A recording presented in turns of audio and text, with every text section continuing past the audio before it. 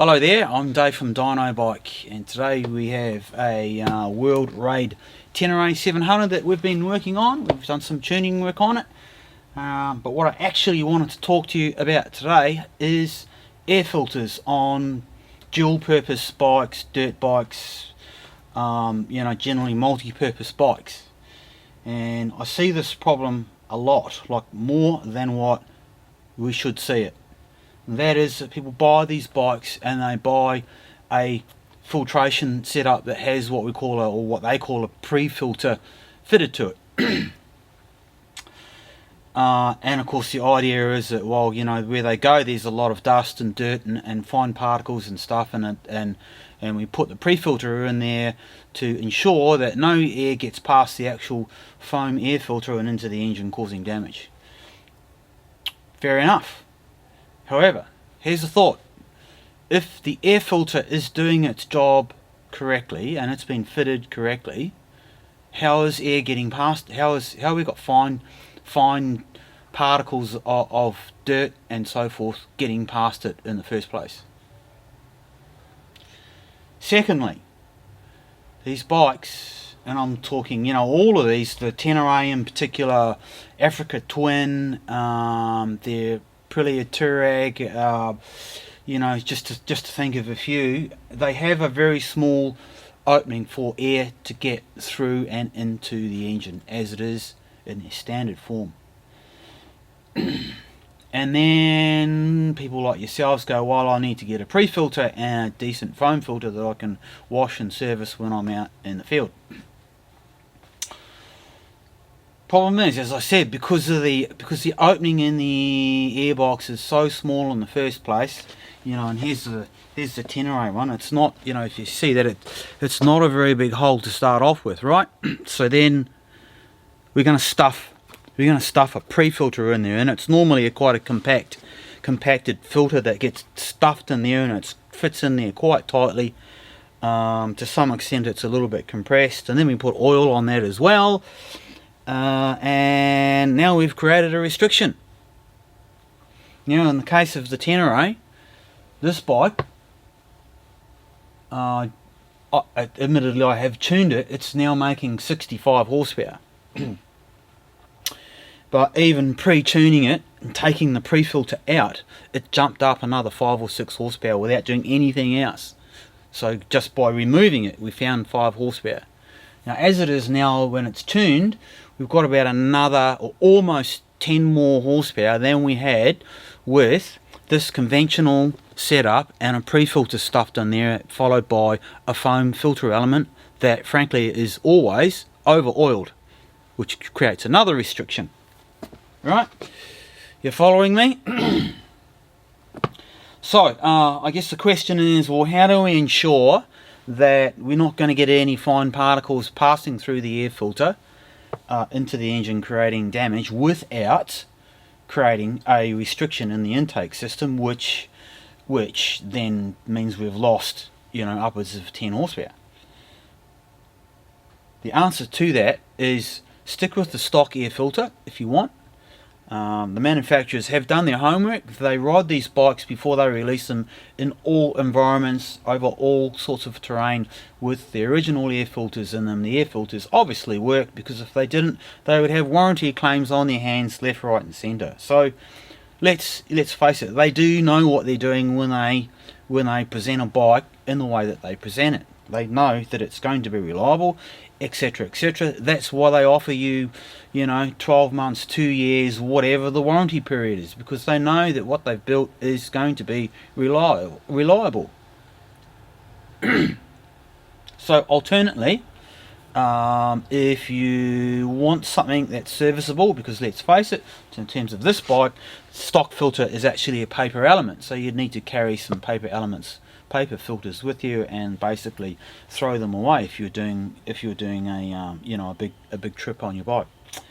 So alternately, what we use and highly recommend, and again we've tested these ourselves so we know they work, is in this case Tenere, going to completely remove that. We're not going to use that at all anymore, because in actual fact the hole's too small. This bike can't breathe as much as it potentially is capable of breathing with that in place. So we're going to throw that away, not using it anymore. And we are replacing it with DNA air filter lid. So see how much bigger that is? Now we can really draw some air in there.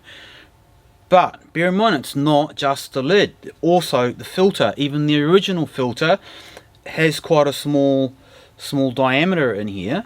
And inside is slightly restricted. So to get the best out of this hole here, we're going to replace this with a DNA air filter, which has a big hole to match the air filter lid.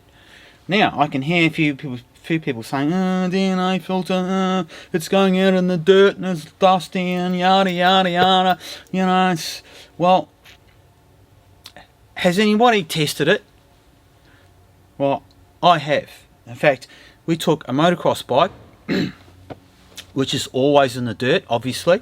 A YZF 450 it was. The guy that was riding it did 6 months worth of practicing, racing, general riding, etc, etc. And I specifically said to him after we'd fitted it, do not remove this air filter. I want you to just ride this bike for 6 months and then we'll have a look. Then we'll have a look at it and see what it looks like. We took the air filter out. I looked down the intake track. There was not a speck of dirt or dust or any fine particles to be seen anywhere in it, which was a good sign, but doesn't necessarily mean to say that something hasn't passed through it. So we took the cylinder head off and we took the barrel off. We measured the piston. We measured it against the bore to see what the clearances were like. We looked at the valves to see how much wear there was, and I can tell you for a fact that bike was like new inside. And that was also backed up by the fact I dynoed it before we put the DNA air filter in it initially 6 months prior, and then we dynoed it again when it came back before we pulled it apart to inspect the engine. So I can tell you emphatically, quite confidently, that these filters work. And not more than that, they don't need to be cleaned every 5 minutes. And in fact, they'll work better if you don't clean them. Again, referring back to the YZF 450 that we did a 6 month test on, he didn't clean that filter at all. And when I pulled the lid off to have a look at the filter, it was seriously dirty. And naturally, you look at that and you think, no, I've got to clean it because it's so dirty. However, the dyno readings were identical to what it was when we first started out with a brand new clean air filter. So, yes, okay, it looks dirty, it looks like it's creating issues, but in fact it's actually not. So you need to get past that headspace of, I've got to keep cleaning my air filters out in the field. If you're using the DNA version, this bad boy here, you do not need to be constantly cleaning it every 5 minutes when you see a little bit of dirt on it. If you see a little bit of dirt on it, it's a good thing, because guess what, that dirt's not getting through. Yeah?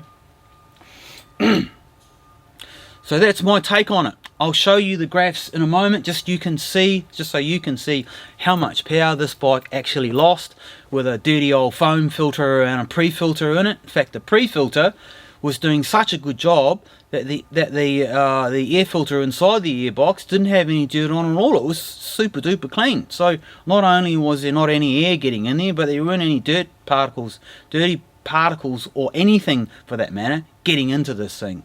So imagine how that engine would have felt trying to breathe through that tiny wee little hole that had been created with a pre-filter. So I'll pop these graphs up in just a few secs, just out of interest. If we look at these graphs from a percentage point of view, okay, so this bike's tuned. It's now got 65 horsepower with the DNA filter set up in it.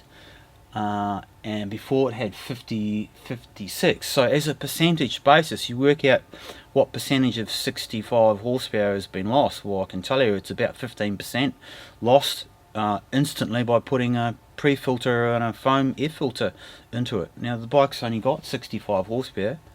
You dropped it to 55, and even the customer was saying, God, this thing just doesn't seem to have any get up and go, especially low down. It's just got nothing. It seems like it's dead. Well, yeah, he's right. It is dead. Not anymore though, it ain't dead now, I can assure you of that. So anyway, it's food for thought. Now, if you decide you're going to have a go at one of these, make sure when you buy it, I'll come up close to it, this area around here, you need to put some grease around it. Alright, if it's on a road bike, I wouldn't worry about it, but being that it's a dirt bike, it's going into dirty, dusty terrain, I would put a smear of grease all the way around this little groove here, like we have in here. Make sure you use a rubber grease, don't use normal grease. You want a rubber grease on here so that the rubber doesn't decay over time. Thin smear around there, put it in, put the air filter lid on, that's it, you're done, ready to go. Anyway, that's about it for me. I hope I haven't bored you guys too much. Maybe I've given you some information, food for thought. Thanks for watching. I'm Dave from Dynobike.